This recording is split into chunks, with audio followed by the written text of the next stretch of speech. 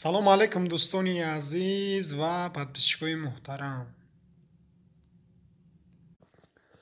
Курси имрӯза 29 марти соли 2022 1000 рубли русӣ ба 153 сомон баробар шуд. Яъне ки курс боло рафт. Русӣ 1000 рубли русӣ ба 153 сомон баробар шуд.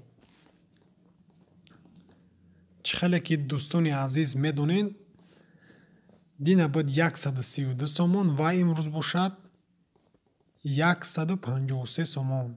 Яъне ки курс резко боло рафт ва ин як дастгирӣ хеле хуб мешавад ба мардуми ғариб. $100 бошад бо пули сомонӣ 1252 сомон.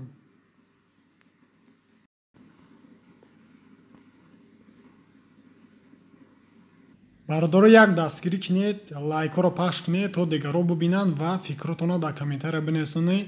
раҳмат барои дастгиритон. аз ҳар яки шумо миннатдорем.